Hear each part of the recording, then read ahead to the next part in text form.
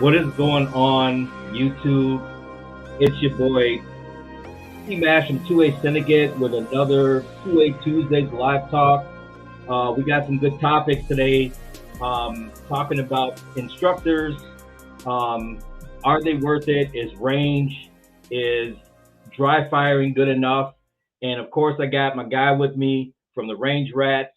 I'm going to welcome Quincy in from Red Arrow Concepts, and we are going to kick this off. Make sure when you get in here, if you can, hit that like and subscribe, and we'll be good to go. So let's open this up real quick, man, and just kind of talk about our firearms instructors necessary. So the reason that this topic came up to me about firearms instructor is because number one, I was going through reading it, but then going through reading about instructors and listening to people talk about now with YouTube out there and all these instructional videos and things like that, that firearm instructors aren't really as necessary, and they can use the range or they can dry fire, and that's just as good. So, with that being said, man, I can get you some numbers right now as far as that. And, the new numbers show that as far as SD Marine, how's it going? As far as instructors go, an instruction is going, it's saying that 61% of gun owners have reported that they received some type of training, and 14% of non-gun owners but do have a gun in their home have reported that they've received some type of training. Now, with that being said, um, it's been just a little bit over half of people who own firearms that have received some type of training. The other half, that 40%, have received no training. So, kicking it off, with you, what do you think about those numbers? As you were saying that, in my head, I was like 61%. That sounds high. And I'm thinking to myself, I bet you that 61%, at least half of that is people counting their concealed carry class as training, which we all know that is not true training. Right. So I really do wonder what percentage are actually seeking out like training to improve, not just concealed carry class. But no, I mean, if I would love if 61% were actually out there and getting good quality training, that'd be awesome. But you can look around the internet, that's not what's happening. Yeah, and that 61% is saying that they received some type of formal training. So I think you're exactly right. It was either a basic pistol, or they thought that the training for them being concealed carry or even a FOID, just getting the basic pistol, is some kind of formal training. And in basic pistol, and I teach basic pistol, is just what it is. It's basics. At the very end of basic pistol, if you want, you can take a qual. And the qualification would receive, especially for the NRA, the qualification is, you're shooting from so many feet, so many yards, making sure that you get it in this circle. And if you get it in the circle and 1, 2, 3, or 4 circle, then you pass the qual. You can go further and try and get your qualification for your marksman and all that stuff like that. But for the most part, a lot of people will refuse the qual because they don't want to feel the stress. They don't want to be put on the spot when people are around and other people are in the class and things like that. The basic pistol that I teach that is going for the instructor has a qual of about 45 feet that you need to hit it in 8 to 10 foot circle, from that, and you got to hit 10 shots, and they got to be at a 6-inch group, no further apart. But when you're doing, 10 to 15 shots, you're gonna find a 6-inch group. You know what I'm saying? So really, is that a qual? It's just saying that, yeah, I can shoot it in this circle from this distance, and it makes it okay. So I mean, with no time limit, mhm, no added pressure of everybody's watching. yeah. You know, there's yeah, yeah, There's none of that. So, basic pistol is pretty much basic of what it says. It teach you the stance. We teach the grip. We teach the sight picture, sight alignment, cleaning your firearms, how to break it down, and things like that. Now, that is some sort. I'm not going to write it off like that's not a good source of training, because it is. oh yeah, Because you would never guess how many people that I've done basic pistol with that have never broken down their firearm. Matter of fact, I have a concealed carry class coming up, and with the concealed carry class coming up, one of the students, the first thing they said to me was, "Hey, can you help me break down my firearm? I've never broken it down." And they've had this firearm for over a year, yeah. I so it mean, hasn't been clean, probably never been shot. also true. Collecting dust. I give him he probably shot at least a 50-round box he bought he got when he bought it. I That's can I concur on that one right there, because I'm pretty positive that that is what it is. I'm pretty sure that they got it out the box. They probably took a few shots with it, and that's it. right. But with that being said, what are your thoughts on instructors versus um, range versus dry fire? Yeah. So kind of like I was talking to you before we all went live. Um, what I really think is that you have to do a self-assessment in terms of what your current capabilities are. Um, do you have the knowledge of yourself to know when you don't know what you don't know, and then to go and seek that help? Um, I would say that, hey, like Lucas Bakken from T-Rex Arms said he never got any type of instruction, and that Hmm. dude is incredibly fast, right? I Right. didn't get any type of instruction until like 2 years ago, and I'm not Lucas Bakken fast, but I can hold my own, right? So the difference though is that there's people who will say, "Oh yeah, I'm good. I know I'm good," and then never challenge that, never like attempt to do some sort of like standardized drill and compare that to with what other people are. They just go to the range, shoot some shots on a massive, what is that? The B-20 target is the body target. Yeah. Body target. You're like, it looks like you got hit with a shotgun, but you're shooting a pistol. And you're like, yeah, I got hits on there. I'm good. But if that's where you think it ends, then you definitely need some sort of instruction, and you need it now. So Where what was your first thought though, Q, when you said, "Okay, I'm gonna go get a lesson"? What nudged you in that way, saying, I'm gonna seek a firearms instructor and go to this class"?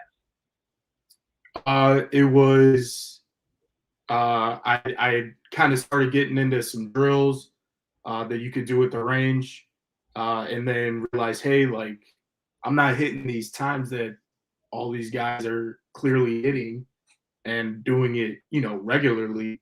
So let me go and find out from somebody who's better, um, that can maybe instruct me. So the first class I took was with Body Bio. If Kabaka, what's you're up? Yep.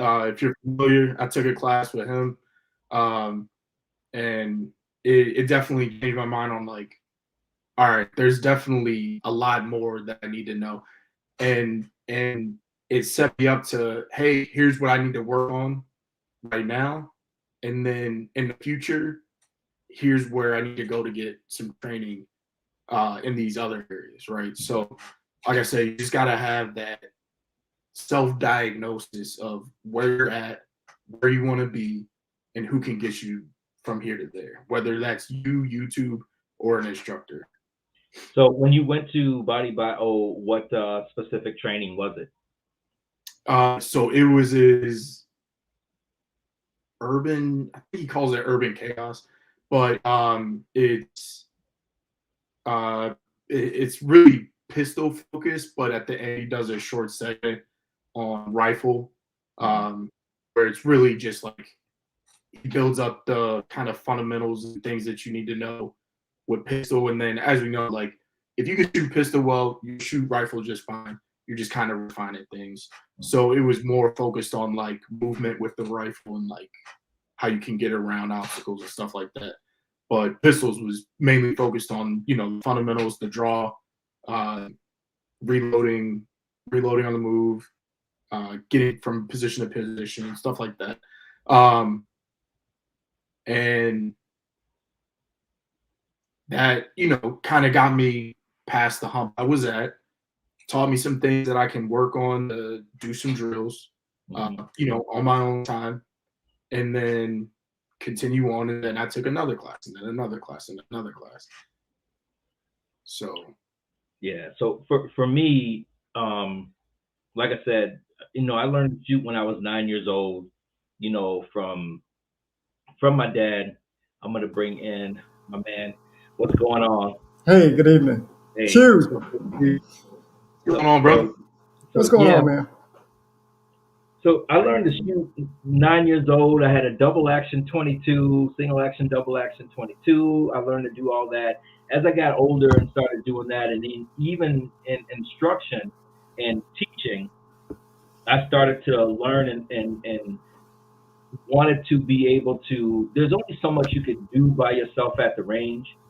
There's only so much you can do dry firing. So I was started to research and out there and search and see if I could find some good instructors because I've never been battle tested, so to speak, right? So I'm not saying I'm going off into the world and going to battle, but I've never had my skills put to the test, and that's one of the things that I felt that I got more of with a firearms instructor. So even being an instructor myself, I never went to class saying, "Hey, I'm an instructor," and showing off. I was quiet as hell because I wanted to see how I measured up to the average person that were there at the class taking it. So I went in and started taking it, and then it allowed me to see and understand that there was so much more to the my firearms ability than I was even holding myself to. What I did learn, so this year I've taken a total of probably 10 classes, but I had to go down that rabbit hole. And here's why I had to go down the rabbit hole. I had to go down that rabbit hole because I felt like I needed to be tested. I needed to see what other instructors were doing. Some of them were doing some great things, some of them weren't doing great things, but I started to learn. But what I really got out of a lot of good instructors is that they had quals at the end. The end were standards of where I should be. And once that started happening and the timer started coming in and you got all these other people in, and then you got a qualification and the standard that you had to be at, I started feeling like I was finally being tested. So that's what took me down the rabbit hole because you can only do so much at the range even by yourself. I could tell you this, Q, as much as we go to the range and we train with each other, I'm not tested as much as when I'm with the rats, right? We out there, we shooting, you know, we got our timer going, we're pushing each other, we're pushing ourselves. You just don't do that by yourself, man. Yeah, no doubt. Yep. SD, what is going on, my friend? Hey, good evening. Good evening. How's everybody? Good, man. Doing good, doing good. I What say see. you? What say you on this topic? And you know what? Kaba just popped up, and I don't know if he's gonna pop in or not. Because he's like one of those instructors that make you think. Yep. Our instructor's necessary. Uh, Again, I heard you all talking. It could be subjective because I know Q mentioned T-Rex, um, and we have all these videos out. Uh, and again, it's a good thing, you know. I don't know.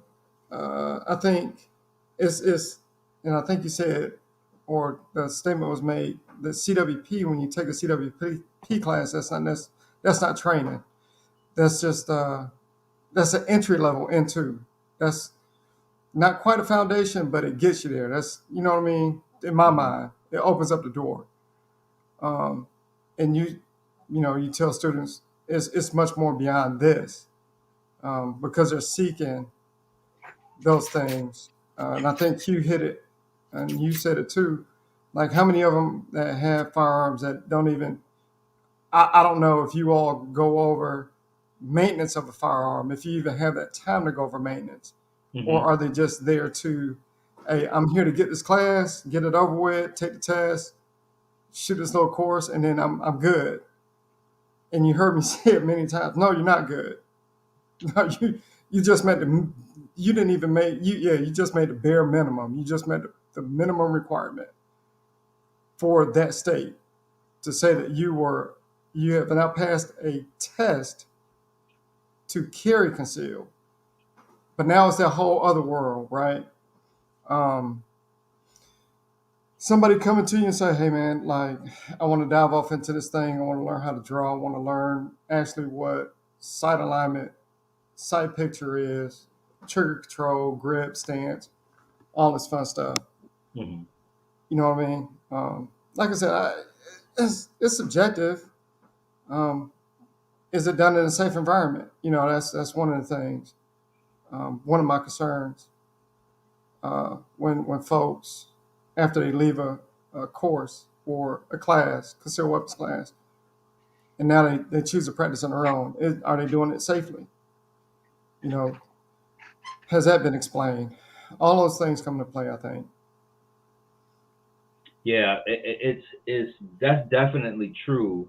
The other thing is that the guy talking about, hey, I could just go to the range and I can learn all these things on my own, and but at the range, and it depends on where you are though. I'm in Illinois, so there's not many outdoor ranges out here that you can do that you can't just join.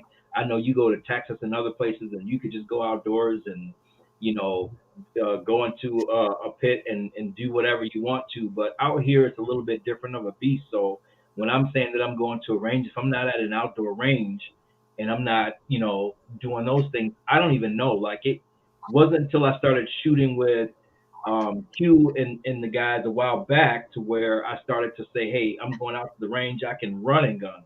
At first, I'm just gunning in an indoor range, shooting at a stagnant target, and that was pretty much it, man. And it started to bore me real fast. And that's the other thing that said, hey, I need to seek an instructor because there's some combat training here. There's some close quarter combat training. There's some, fighter training. I got a chance to shoot through a car window out at the site firearms and all that stuff. You can't do that in an indoor range. So it put me in a different um, zone, so to speak, or an atmosphere to where I said, okay, this stuff can relate. And I wanted to do things that related to life situations that I couldn't get at a range because nothing at an indoor range to me can really relate except you're squeezing that trigger, you're working on your trigger control. If they let you rapid fire out here, my home range does. If they let you rapid fire out here, you can rapid fire at an indoor range. My home range also lets you draw from a holster, but you have to pass a class. You have to take one of their instructor classes to be able to draw from a holster as well. So that's what got me to start pushing my boundaries a little bit with seeking more training. Kava, what's going on? What's going on, fellas? What up? What say you, my man, about this topic? Yeah, man, it's a lot, when it comes to that. It for me, it's just based on an individual need, you know, what that individual is seeking, as far as their proficiency or whatever. Some people, if they get a gun and they go to YouTube and they learn how to be safe with it, and they don't do anything else besides keep it in the house and protect their home, then, yeah, I'm fine with that.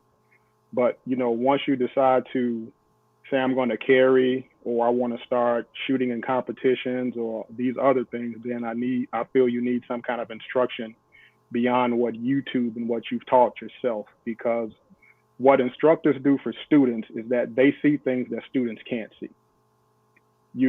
So that's what instructors are for, are to point out things or to correct things that they see that you can't see. So are they necessary? 110%.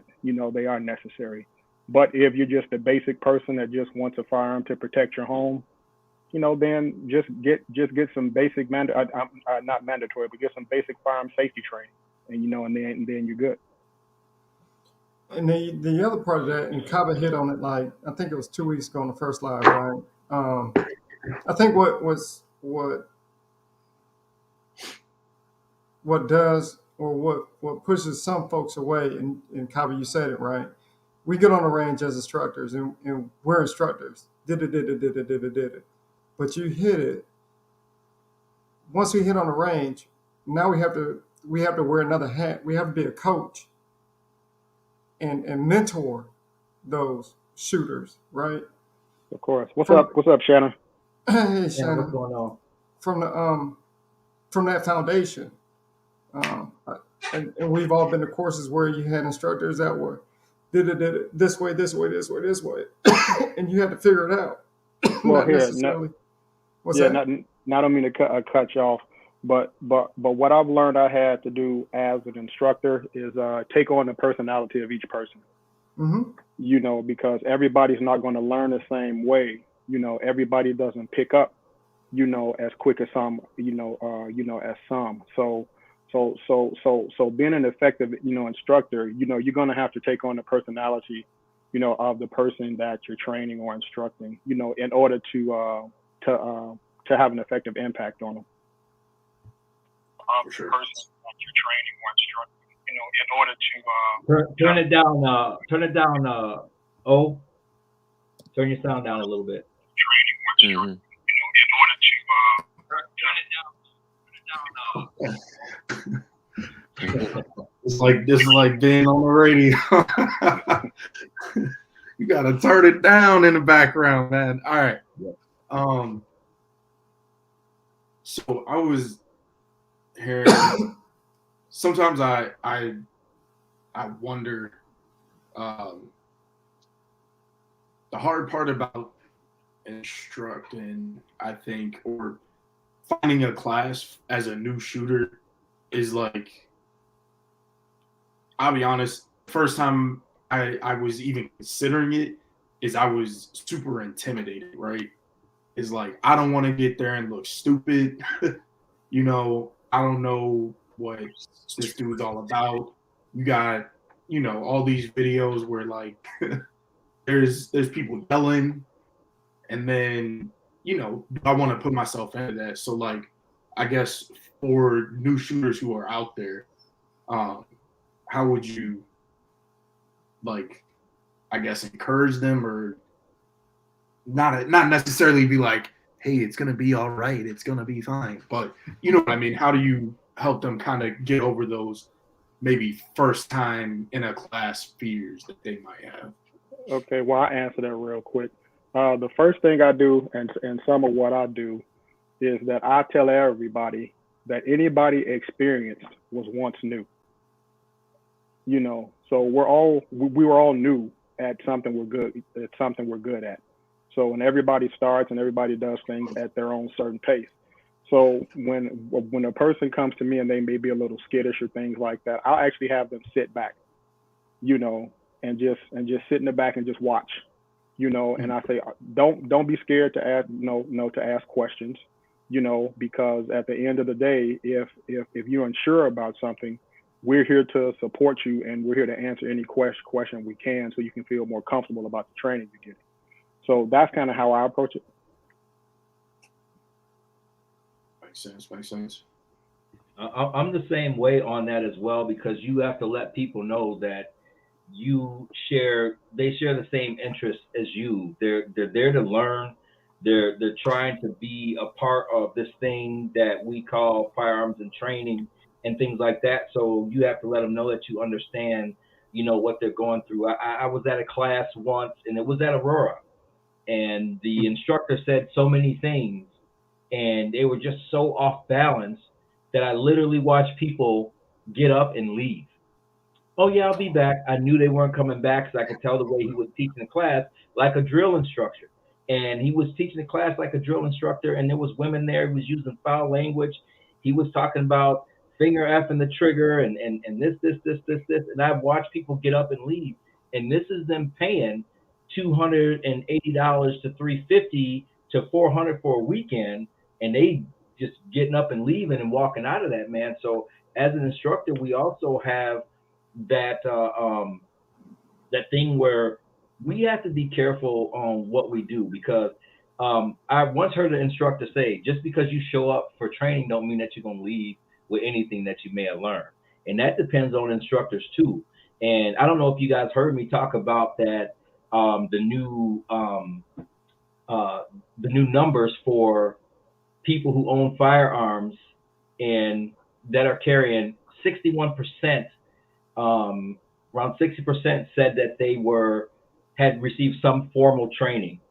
So I mean, and then you got 14% of the people who didn't have, a concealed carry or a firearms, and they had a firearm in their home, said that they received some sort of firearms training from an instructor. So we still got a good 40% that haven't even received any. And I agree with what Kava said, is that some people may not be, they may not be runners and gunners or going to some kind of, sports like USPSA and training on that type of stuff. But I still believe that a basic is a basic. And I know Kava does a ton of lessons. And I've been recently getting a lot of basic pistols, and I was telling Q before you guys came on that there was a lot of people saying, hey, can you teach me how to break down my firearm? I've never broken down my firearm before. And this is a part of the basic pistol, of course, but you get that too, where you got the people out there that have not even taken down their own firearm. Yeah, and I'm gonna touch on something. Go back real quick. Is that one thing that's intimidating to that's intimidating to a lot of new shooters and a lot of new students that's looking to go into this 2A field is sometimes as instructors we want to show all of our accolades that we have. We have certificates, trophy stuff, and things like that posted and all throughout our office. Sometimes that can be intimidating to new students because now they're going, this guy is so decorated, this girl is so so decorated that I'm intimidated by all this stuff, and I don't want to look like a fool, with this person who has this on his wall and has accomplished this much. So I try to limit, what people know about me, except they can vet me, of course, but I try to limit the things that I've accomplished on my wall or around students, so that don't intimidate them as well. True. So, man, you've been sitting in, man. You got your mic on mute, man. What do you What's feel? up, man? I know this is my first time, man. Q Dog hit me up and said he wanted me to sit in for him. I said, all right, I'll jump on for a little bit. I ain't gonna be on too long, but first time here. Respect all your fellas on here. Man. What I wanted to tell you about that too, majority of my clients that I teach are women. Reason why I do that is because I find a lot of the guys that I teach think they're like certified Navy SEAL, Green Beret. These dudes, most men have like an attitude, thinking that they just already out the gate John Wick, and they far from it. They far from it. It is horribly bad how bad they think they really are, but they're not. So I try to cater my business that's why I call it back to basics. That's all I teach, because I can't, for some of these like high-end instructors that are grandmasters or they did a tour or they got all kinds of Green Beret, Navy SEAL. I can't compete with that. I can't. So all I teach is basics, and the more and more I go into it and I start learning, like a lot of these high-end shooters, all they do is they've mastered the basics. They have just pressed the basics. They have just went over the basics, and the basics are just second nature to them. That's how they can shoot fast, reload fast, everything when it comes to moving. Everything is all basics. So everything that I teach is just basics. And so that's what I usually like to teach. I don't try to go in, say that did this or that. But, when I first started teaching my girl, she was just, I'm like, I had to change my ways because she was like, I told her when we first got here, I was like, when we cross this line, the lovey-dovey stuff go out the window. I'm going to talk to you like a 3-year-old. And I had to change my ways of teaching. So from teaching her, I started learning how to teach more women. And once you get the basics of it, like I got a girl that has, she broke her thumb and she has bad dexterity in it. She can't press the mag release. So we started looking at different guns. She ended up getting, I think a H&K, and it's got the trick pad is on the trigger guard. She's like, I love it. So, once she found that, she was more interested in shooting. And so, and I just teach grip strength and basics and stuff like that. But that's all I really teach is basics. And that's really what it comes down to, man. It's just mastering your basics that you can build on and you could become a better shooter. But then you start putting drills through it, and then they start liking to do drills. And so that's when you start getting them hooked on, like you show them just a draw, one shot, stuff like that. It's hard. People think it's easy just to do one shot, draw one shot and then try to, and then some people run dots. They can't find the dot. Well, we got to go back to the basics. So stuff like that, man. And, I think it's a little bit different. I'm in Michigan, so it's a little bit different out here. I got ranges all over people's backyards. I go shoot in and stuff like that out in the country. So it ain't like Illinois. I mean, it's a little different out here. So it's way different in Illinois. Dennis Dixon, Calm Wolf, what is going on, fellas? What up, Dennis? What up, Calm? What O said, I had it this was years ago. Took a class with an SF guy, and What up, Roadblock? we were he was going over the class schedule and the synopsis, this, that, and the other, whatever the case may be. So everybody we were just like, okay, this is SF dude. We're going to learn some high speed shit. He put us on the line. We drew. We did his qual, and all we did for a day and a half were ready ups with a pistol and a rifle. That was it. Just basic stuff. Mm-hmm. That's all we did. And he said, all the sexy stuff will come later, but the basics are first. And this is coming from an SF dude. And I was like, oh, okay, I get it. Line of sight up, press jerk to the rear. Learn all that first. Master that. Shooting and moving, we'll learn that later. But master basics. And I see Roadblock jumped in as well. And I would like to get some of his feedback on things as well. My thing is like hearing people talk, and one guy was totally serious, man. I don't need an instructor. Now, T-Rex arms, that's a whole different thing. This man made it big on doing holsters, right? He made so much money off that he was able to start his own company, build him a range, and go out. Now, he may not have went to an actual person and received lessons, but he had people coming in.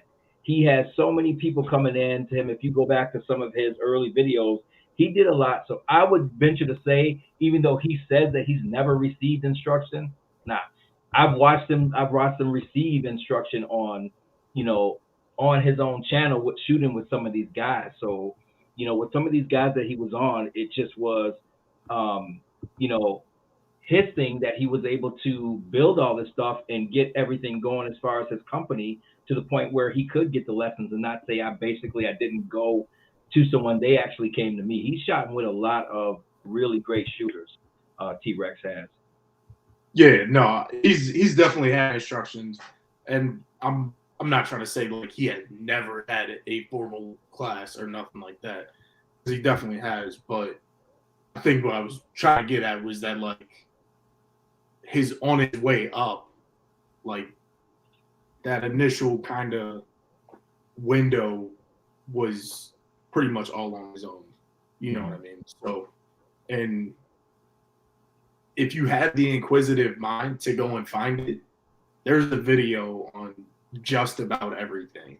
Right. So you can at least get those basics down. You still, at some point, are probably going to need an instructor to kind of critique you and help you refine that type of thing. Here's the other thing that, you know, we've obviously kind of focused on YouTube and stuff like that.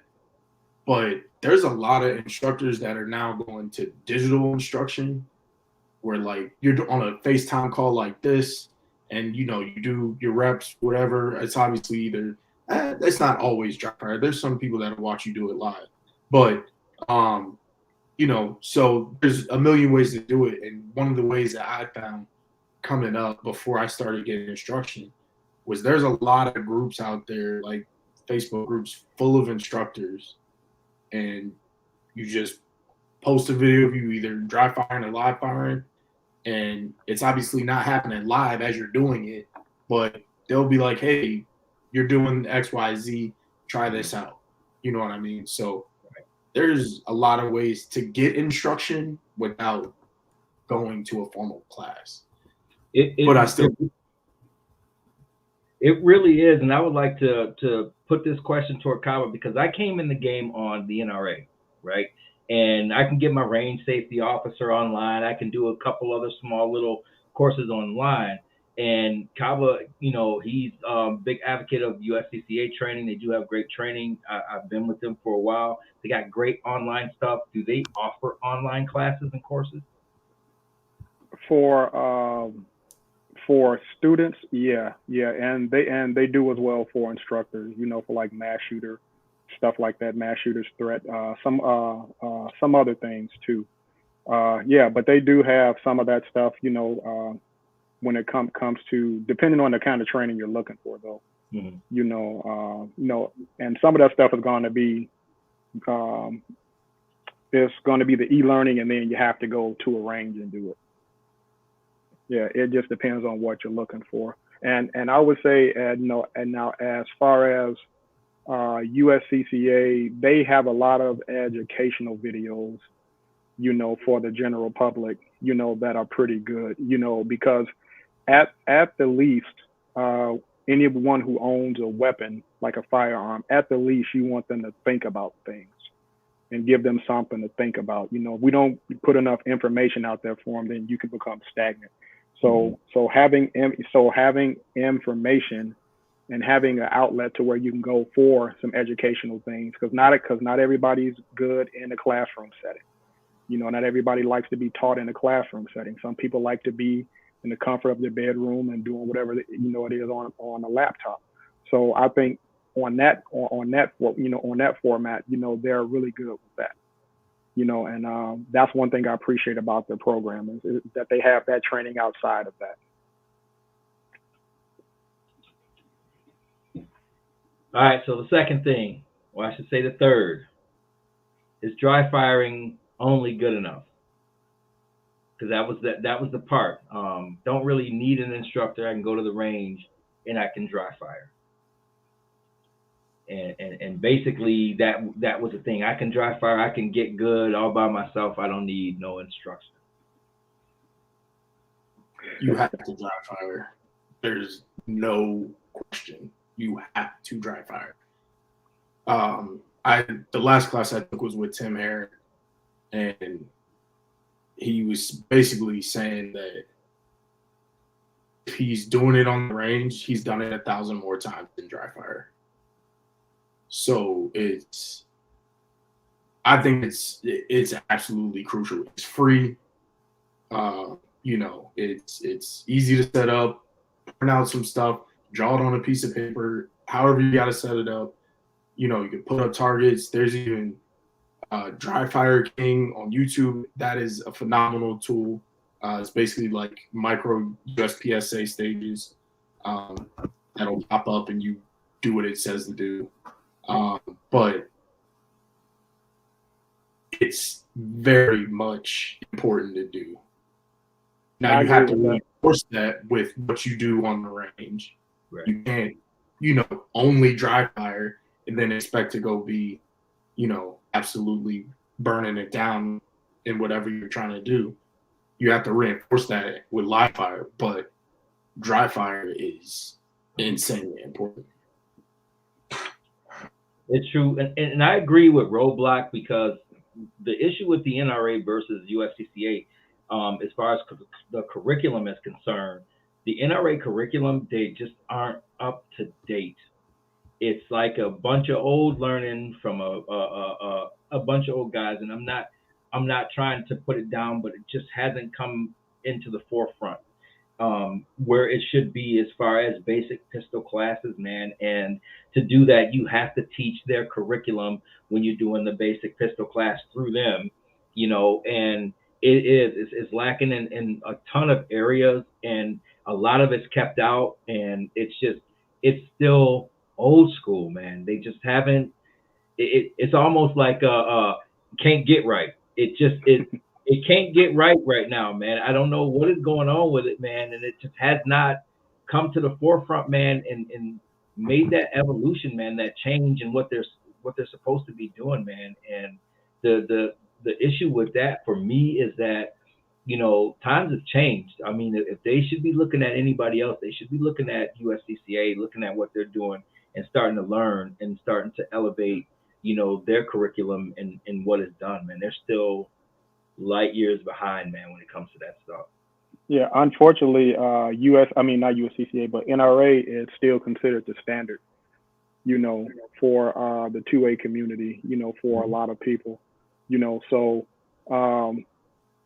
it all comes down to also to whatever state you're in. If you have a curriculum, what really kills a lot of it is a lot of it is boring. It's not engaging enough. With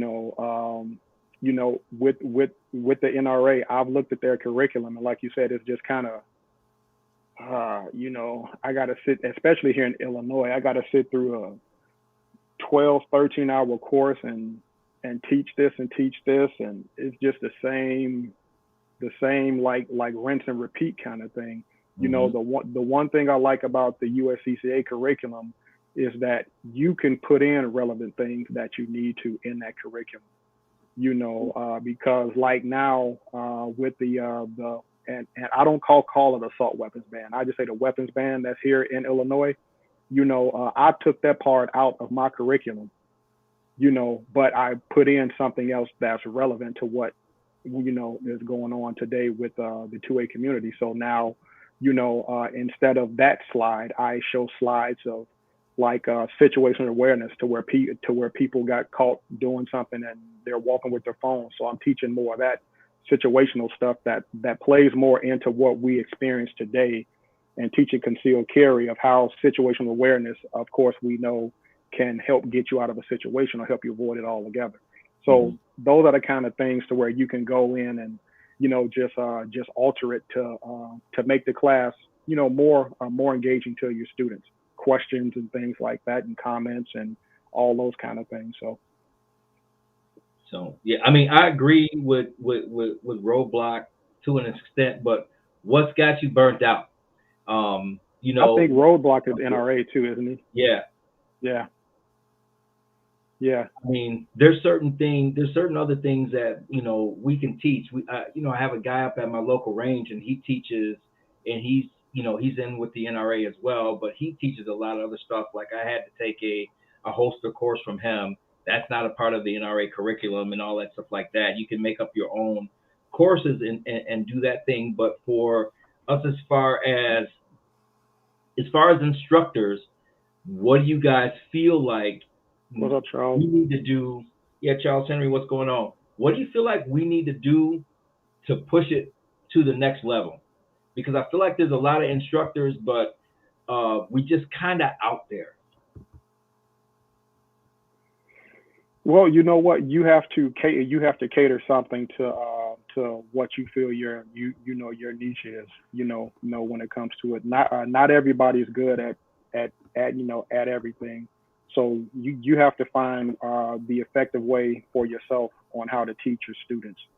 Once you find that, then you stick with it. Because everybody's going to be completely different with how they teach. For me, when when Roadblock said that he's burned out, I'm burned out from not necessarily um, teaching the USCCA curriculum, but I'm burned out from seeing so many people get their CCL and don't train beyond that. So I'm burned out from teaching that class based simply on that. Right. That I teach the class, and then you get so many people, certified to apply for their concealed carry, but nobody trains beyond that. So that's the part of it I'm burnt out on, seeing people not pursue, that training beyond the state's minimums. And when you say that, Kaba, you were here a couple of weeks ago and you talked about should training be something that it's definitely necessary for concealed carry. I believe it should be something that Illinois or everybody, period, should have to have some type of qualification and training before they're allowed to carry a firearm. One dude asked me, because he didn't really like guns, he said, "Why do you carry why do you carry?" I said, "Because I can't carry a cop." You know what I mean? Like I can't carry a cop, so I gotta carry, man, because at this point it is what it is. But I even believe that even police need to go through that and have that basic training before they're allowed to be out there on the streets patrolling and quote unquote protecting and serving. If we are carrying a firearm, I believe there's a specific curriculum that we should have to go through to qualify us to carry as well. You mean a civilian, right? Yep. Yeah, and that's agreed. We just need to, and my mind is always going. For me, it comes down to a bigger picture of what's the purpose and why aren't we required to have more training, beyond the state's minimum when you're carrying a firearm. I start to think about, even though I'm not political, is this something that they want to see take place, to see more people out here reckless with firearms so they can, justify trying to confiscate them. So my mind kind of goes there. I mean, at the end of the day, they require that you be, age 35 before you could, be president. So what's the criteria behind that?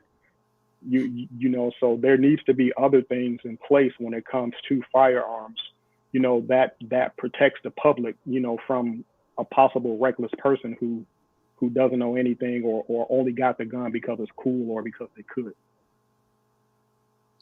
True. So I'll be upfront. I have a different take on this whole aspect of like required training.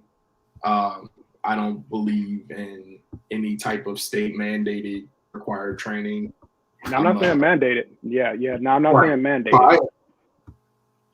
I get you. Yeah. But I think one thing, and I don't mean to cut you off. I think the one thing where that comes from, I think that now, are you an instructor? No. Okay, and I think where that comes from for me is being an instructor and seeing so many people who are reckless with firearms after they've taken, or bought, their firearm. They're at the range, oh yeah, girl, I just got my CCL, but they're teacupping, they got a revolver, but they're holding it like a semi-automatic, to where, so seeing those kind of things, and from my experience, is what leads me to, have that frame of thinking. And I don't know how many people you are around, when it comes to firearms, and maybe you're around more people that are safe with firearms, so you don't see that percentage of people who are unsafe with them, but because I see the people who are unsafe with them on a weekly basis, it puts in my mind, okay, would I want this person standing by me if somebody came in here and we had to defend ourselves, and if that person was standing by me and they had a firearm, if training was required, at least I knew they had that training, so that's kind of like my take on it. Right. because of what I've seen. And I see it as well. It's why I typically avoid indoor ranges, or I go, at very much off times when I Yeah. know a number of people is going to be low, or the people who are there are just like me trying to go there at an off time. But I get what you're saying in that, we want people to be safe with guns. We Okay. want Now, people to know how to use them. We want them to, be competent. right. But at the Now, same time, no, go now, ahead. here's what I'm gonna now here's what I'm gonna have you think a little bit is that, say for instance, you had to take a flight, Mhm. and you had to fly across, the ocean, and you found out that your pilot and co-pilot, they took a YouTube course on flying a plane, and they said, oh yeah, we did an 8-hour course online. We can do this. I mean, I saw how they landed. Would you be comfortable with that? No. Okay, so So here's the therein lies when it comes to when we're talking about safety and lives, to where more training should be required to feel comfortable with that right. person that has a tool that can either take or give a life or save a But life. But here's the difference there. When it comes to getting on a flight, if I'm getting on that flight, I'm getting on there because I know that company has done some sort of training for their people, and that's why I'm giving them their money. But if they don't have that type of, background or whatever, I'm not getting on the flight. But the difference is me flying on that plane is not a right. That's not enshrined in the Constitution. My ability to defend myself is, on the other hand. Right, but If you're born with it, you can't take that away, right? Yeah, but at this point, yeah, and I understand that completely. But at this point, now we're talking about somebody's right.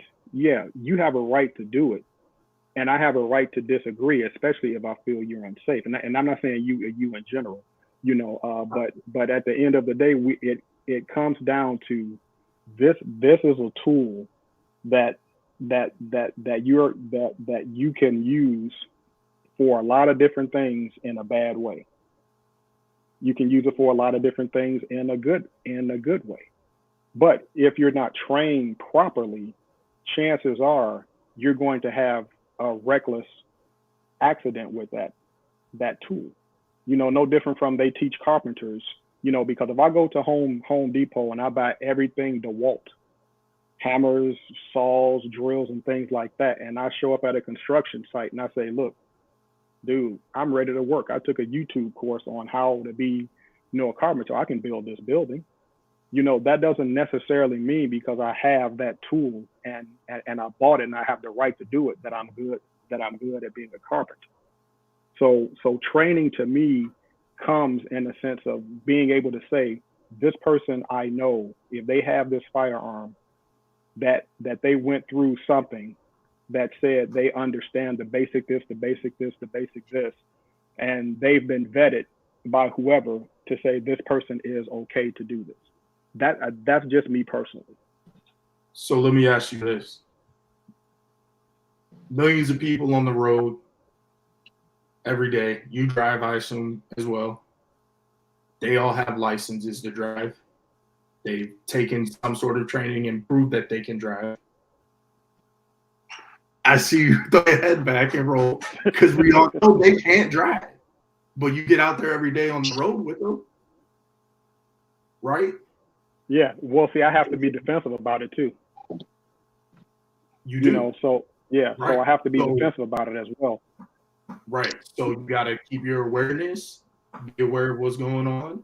If I know something's going on and I can sense that something's going on over here with this person where if they are armed and they go to pull it out, I'm backing up, I'm getting out the way. Same thing with driving. You're defensive about it, right? So I'm not gonna put myself in that situation if I can avoid it, where somebody's pulling a firearm or doing something reckless with a firearm right next to me. Yeah. Right. But Q, But at the same time, they can still go ahead and do that. right. But here's, and I think I don't know. I'm with Kaba, and he's seen it. I'm quite sure you've seen it. We've all seen it, right? Somebody draws a weapon or has a weapon in their hand, especially drawing it. How many times have you seen somebody and they, it's been said, keep your finger off the trigger, keep your finger off the trigger, keep your finger. As soon as they draw it, where's the finger? Right on the trigger. Right. Training. Right. They can watch YouTube videos, this and the other, whatever the case would be. Me, I'm if I'm on a range with you guys and I hear that, I may need Cobb, I may need T, I may you to say, hey, SD, finger off trigger. Oh, my bad. And I got to look at it. Just a friendly reminder or a little, you follow what I'm saying? Yeah, That's training. When I think some folks get training mixed up with what they see on YouTube, like running and gunning. That's kind of training, but that's not at the basic level. That's more at the intermediate or advanced. Not practical. Right. It's not there you go. It's not practical. I think O said it, Kaba alluded to it, and T alluded. It's this practical thing. What does everybody to get everybody on the same plane? Now, once you go from there, if you choose to go and advance yourself in that, that's fine. But master the basics. That's just me, because I've seen it time and time again. Somebody will draw a weapon and the finger's on the trigger and the gun is not up. And I'm like, what in the hell is going on? Hey, finger on trigger. Or something as simple as load the magazine, fingers on the trigger. And I'm shaking my head. And you all know it, and you all look at him and say, who is your instructor? Where did you get this from? Yeah. What's up, Do Jay? that. Blacked out defense, roadblock, what's going on? What's good, everybody? How y'all doing? What's going on? Roadblock. It's been a long day, man. It's been a long day. Lord have mercy. Does that make sense? I mean, it's more than just this intermediate, advanced, and all this stuff. Here we go. It's basic stuff. Right. I mean, well, I believe. So I live in Ohio. I don't know who all lives in Ohio or are familiar with Ohio, but we recently passed the constitutional carry or whatever. I was kind of iffy with it at first, but then I kind of landed on the side of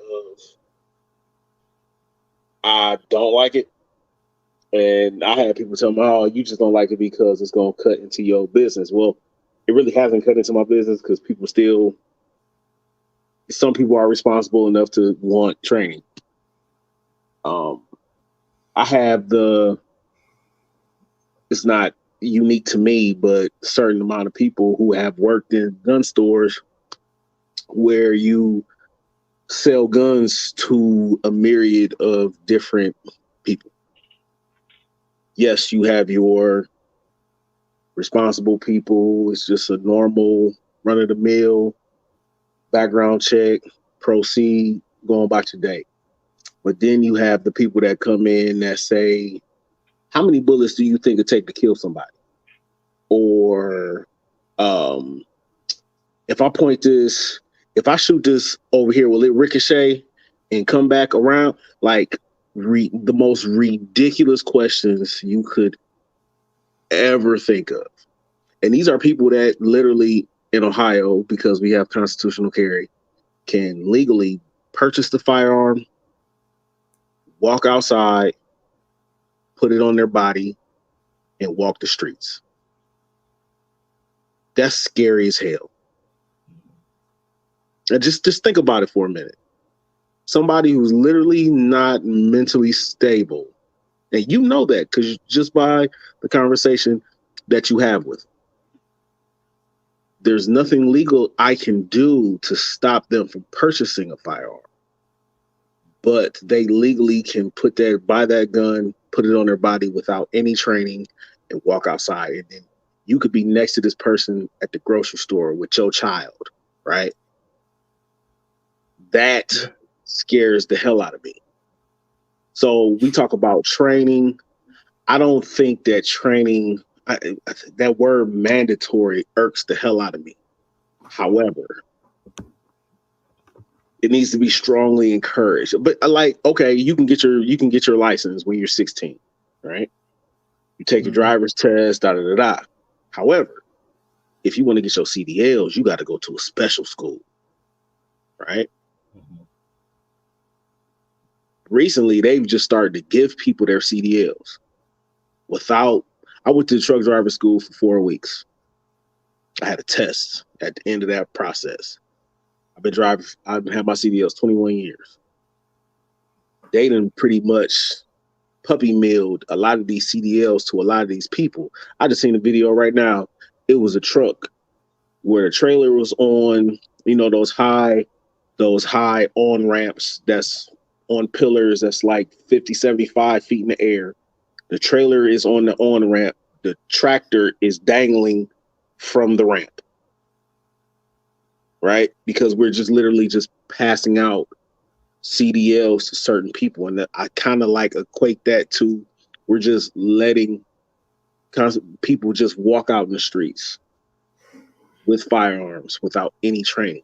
That's a recipe for disaster. And it has in certain instances, like in Texas and stuff like that, where you people that literally, you in a road rage incident, I got a gun, I'm about to just start shooting. Because I think the main reason why constitutional carry is a big thing right now is because they want to wrap people up in the legal system. Because just because you don't know the law doesn't absolve you of its consequences if you break it. 1,000%.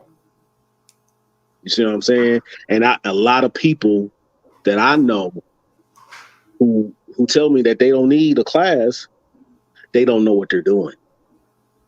And then they're passing out that wrong information to other people. So now you got a multitude of people walking around there that with no training. One thing it comes down to is this too, is that, and like I said, this is me personally. I'm not telling anybody else how to think, but a responsible gun owner is going to want to get training. Yep. I mean, it's just that simple, and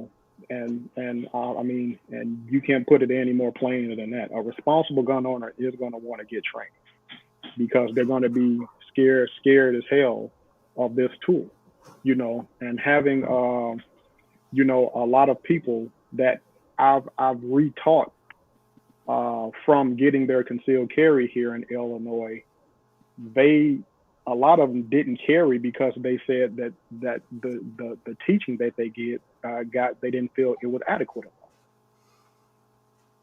enough. So a responsible gun owner is going to want to get training because they understand the consequences. They understand that what that tool can and can't do. They understand that they need to secure this thing. So yeah, do we have the right to do it? Do we have the right to have this tool? Of course we do. But we have to, once we get it, we have to think responsibly about it.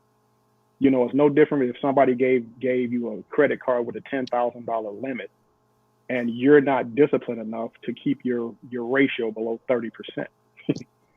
Hey man, mind your business, copper. mind your business, man. Why don't you leave me alone? How about that? Yeah, but it just comes down to being responsible with anything that we do in life. It don't have to just be this 2A thing. It's anything that we do. If I buy a car, a responsible person is going to have insurance to cover it in case they have an accident or hurt somebody else. Same with your homeowner's insurance. So we have to think of it not from my rights are being stepped on, but me being responsible for myself and others around me. I agree. Yeah. And so just to piggyback off what you said, the 2 times that I was in, and y'all heard me say this before, the 2 times that I was in a close range firearm incident was both at an indoor range. I almost got shot twice.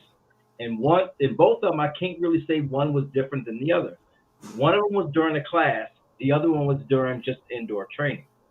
So the one during the class, the guy would, after he would finish shooting, he was supposed to point his firearm down range, pull the trigger, drop the hammer, right?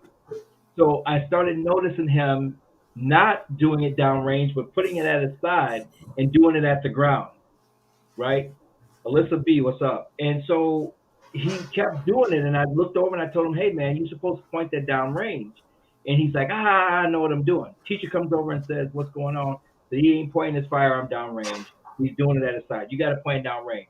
He still told the dude, I've been doing this for years. I'm fine. Well, the third time he did it, a round went off when my back was turned. And shrapnel from the cement hit me in the back. I still got a scratch on my back from that. I thought that I was hit for real. And the guy immediately got tossed out of class. And the other one was a guy next to me complaining that he's shooting low and left. And talking to the range safety officer, he takes the clip out of his firearm. And what did you just say? what's that? What did you just say? He said he was shooting low and left. Huh? No. You said something else in there. He takes the magazine out of his firearm. He takes the magazine out of his firearm. Oh man. Right? Because I got it last week. I got a phone call, y'all. Let me tell you, I got a phone call because I said clip. Anyway, he takes the magazine out of his firearm, and he's talking to the range safety officer, but he keeps flagging me. And I noticed that he did not clear his firearm. He just took the magazine out, but he didn't clear it. He kept talking. He put his finger on the firearm. I stepped out of my booth because he did it 3 times. And as I stepped out of my booth and I thought the range safety officer was going to do something, as soon as he said something, put his finger on the trigger, the firearm went off. Bullet went through his booth, went through my booth where I was standing, hit the wall, and went down range.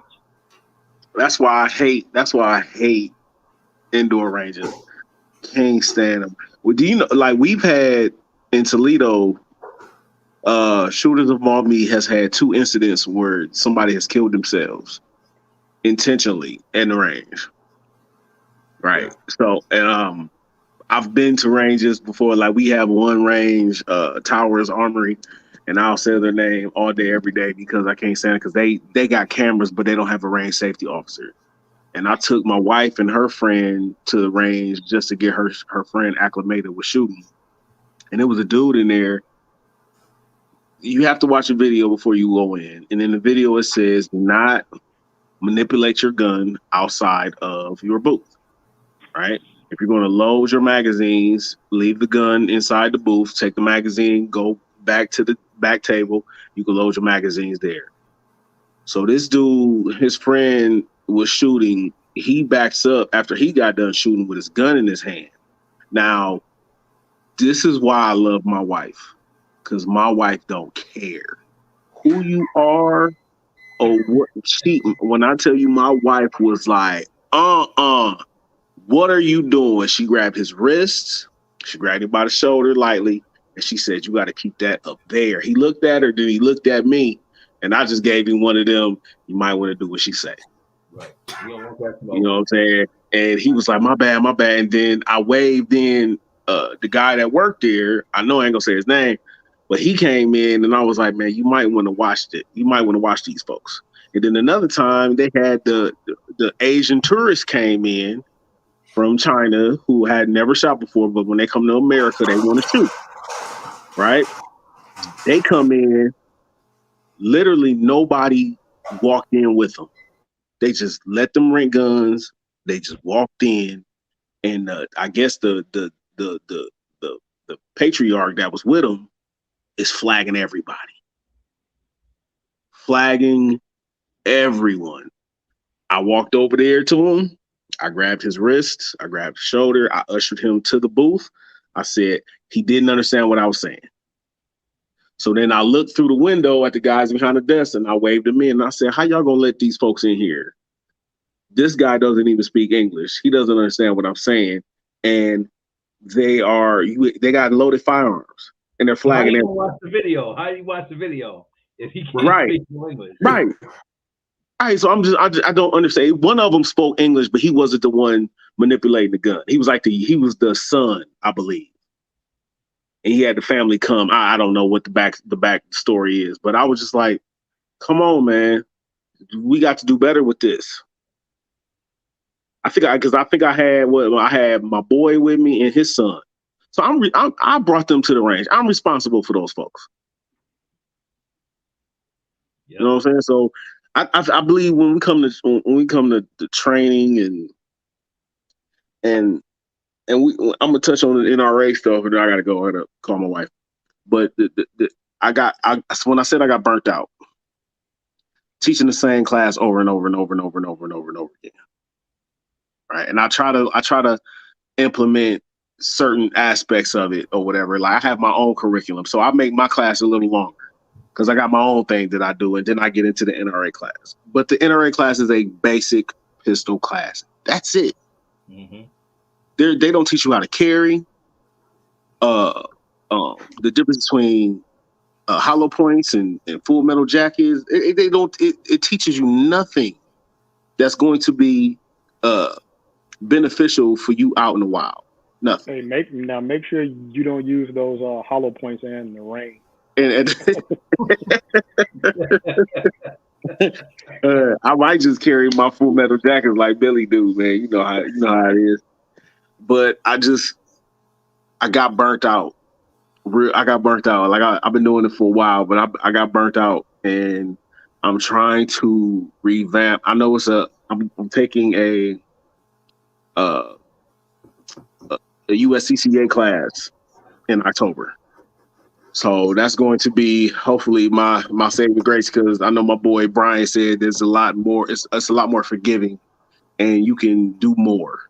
Are you doing the AR class, Roblox? In Michigan? Yeah.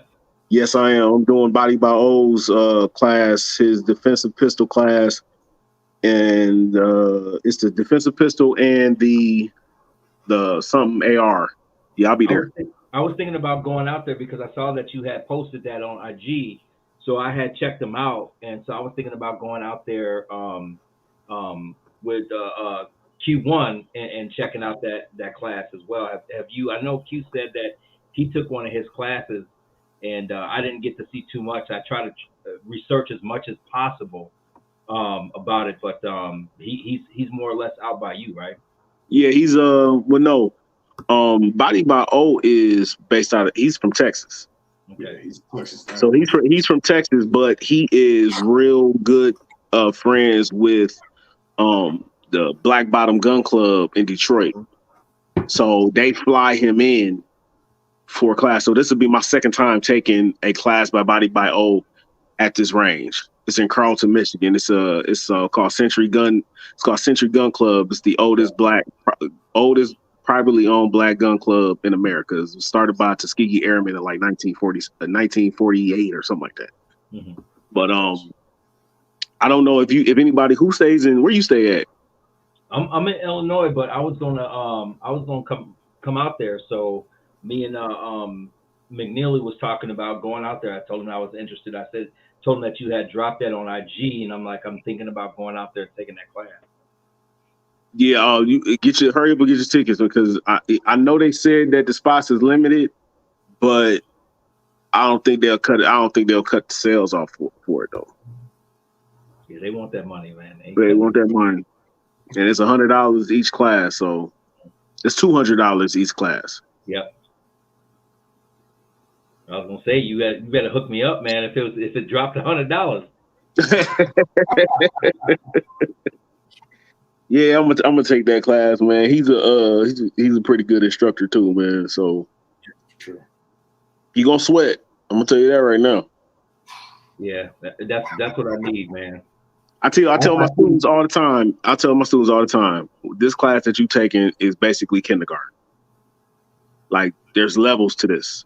Mm-hmm. Like you are at the bottom level. It's up to you what you want to do with this. If you want to, like, I give the women in my class the IG pages for Lou Tactical, for Tactical Tangerine, for all these other ladies that's out here doing it, because they literally like, I just need the gun license. I'm scared. I don't want to do too much. But then when I show them that there's Black women out here that's actually doing it, and they doing it big, then their eyes get big, and then they be like, oh wow, right?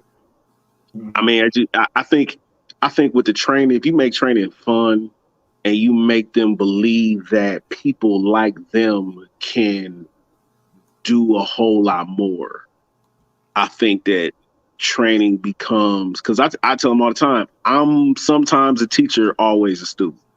Like, how you feeling right now in that seat looking at me like you nervous? Like, I love that feeling. I love being taught by different people that know more than me. I love going to training classes. If it's just basic pistol or defensive pistol 3 or AR classes, AR classes is by far my favorite class. By far. I'll take those all the time. My wife, she like basically she want to go with me now. And I just built her rifle. So I mean, make training fun for them. I think more people look for it, pretty much. Great Guns, what's going on, man? What's going on? So what I've heard a lot of people ask, even instructors ask other students, they may not even be their students, somebody on the range, like not the correct questions on it. I've heard a lot of people say, when's the last time you've been to a range? When's the last time you've been to a range? When's the last? And I've never really heard anyone say, when's the last time you had instruction? Or have you ever had instruction? A lot of times we don't throw that out there, even as instructors or non-instructors, to people to let them understand that if they really need some help. Kava had just brought this up. I was at the range and I saw half the range teacupping. And they looking at me and, man, why you should, when's the last time you had instruction? And people look at me and they don't know what to say. And half of the people that I asked that question, they haven't had instruction. But if you ask them when's the last time I go to the range every month, but you're not asking them that correct question, because a lot of people need that instruction or gonna need that instruction. So that was one of the questions, because this is how it started with this whole firearms necessary, or is range and dry fire good enough?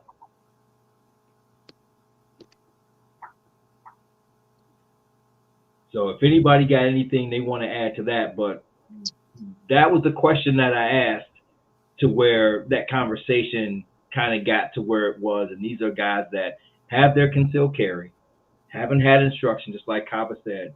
And I don't want to be standing next to this dude right now, because if something goes down and somebody drives out, I work for Amazon. So we have over 1,000 people leaving the facility every morning, coming back every night.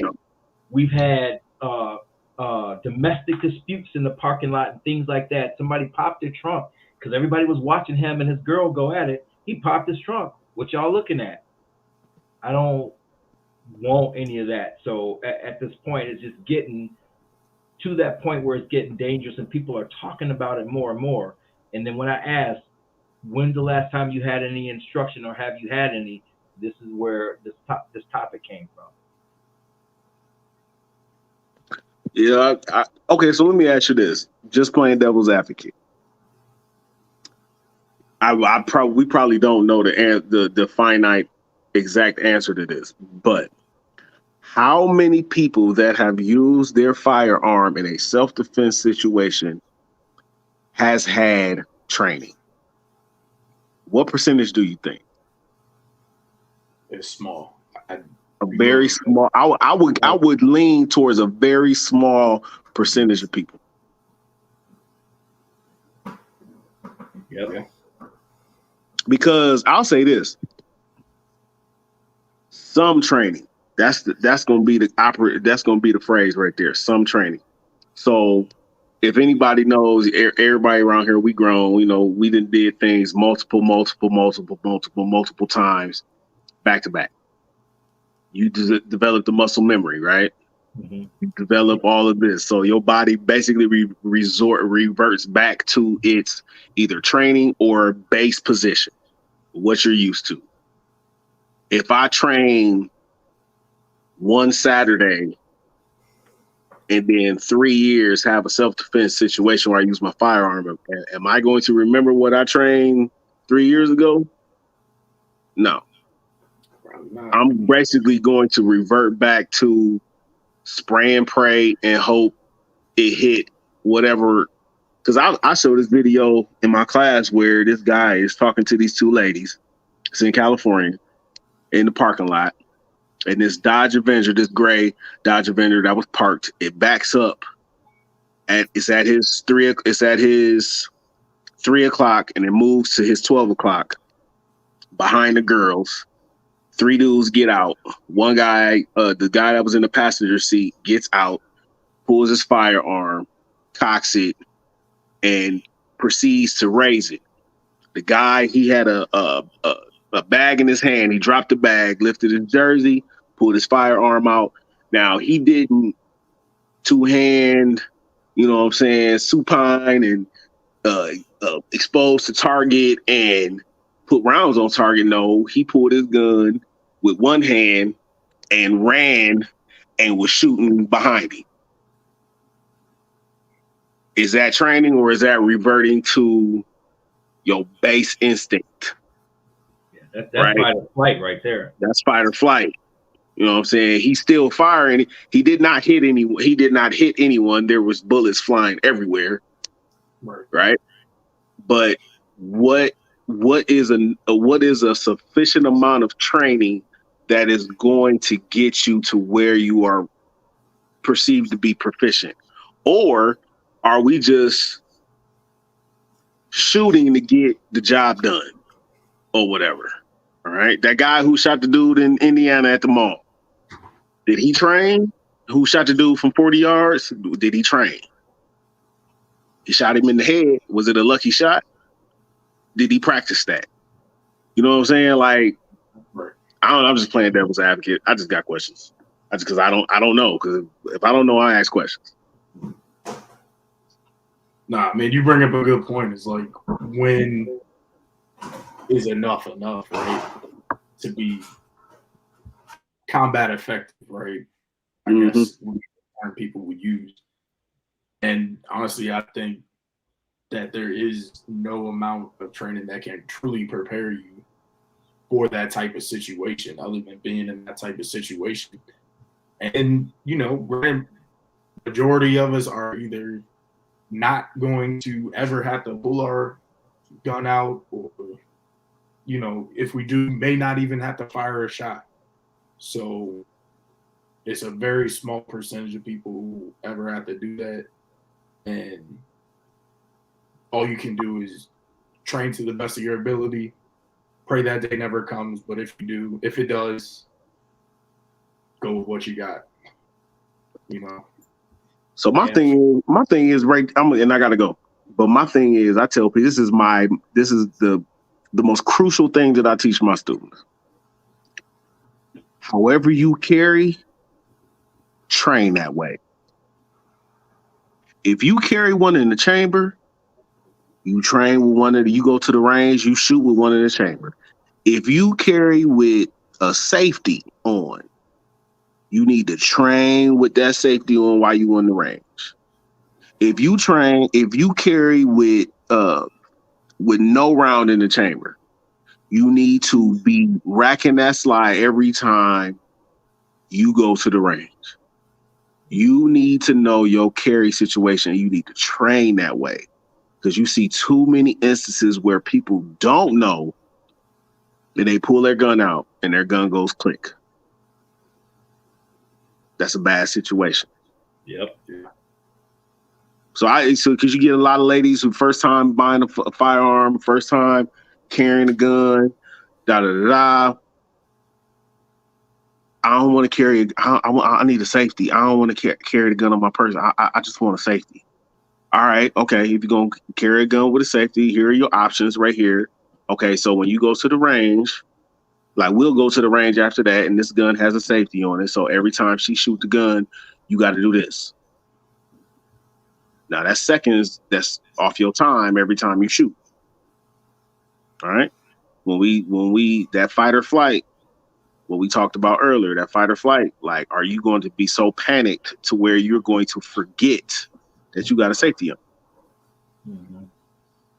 That's the stuff that you like. And I tell my students all the time, like, this is not a game. If you can't foresee yourself having to use this gun in a self-defense where you kill someone, you don't need to be here. If you can't take the time to train your body right to be like, hey, this is how I'm gonna carry the gun. Because basically you going out to the world, you got my name attached to you. Because I gave you your CCW. My name is on your certificate. Yep. So I don't know, fellas. Don't know. All right, y'all. I gotta go, man. Great talk, All right, man. I appreciate it. Y'all be good, man. Take care. Cool, Will Block. All right. So, I mean, my thing is when it comes to training as well, what do you guys feel is a must? Period. Like it needs to be a must. We've gone through. We heard what Kava said. SD, Q. What do you feel like a must has to come out of when it comes to training? You must be able to handle your gun, whether it's pistol, rifle, safely. You know, for most of us, the context is concealed carry, right? Maybe some home defense, but generally we're talking concealed carry. So you need to be able to know how to draw your gun efficiently and get a grip. And then you need to know how to not only take that first shot accurately, but all those subsequent shots that are coming after it. Because one is probably not going to be enough. So I think those are the musts when it comes to training. Dennis Dixon said basic gun safety training. What you think? Yeah, that's important to have, is that basic gun safety. You know, and that goes back to that first point I was making, is that you need to know how to handle your gun safely. And, you know, all those things so that you don't hurt yourself or others, or something you don't want to, you know, put a hole in. So that's part of it. But there's, a couple other aspects you got to work on too. SD? Training and education. I'm listening to everybody speak about it. The educational part of it, I think Kaba said, correct me if I'm wrong, you have the majority of students maybe female, was it? No, that wasn't me. That was the all. other gentleman. That was, okay. Yeah, but I probably have a 60-40, split. A split, yeah. Yeah. You know,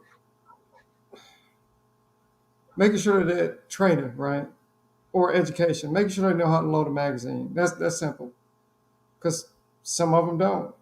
Mm-hmm. Load a magazine, insert a magazine, rack the slide, all that stuff.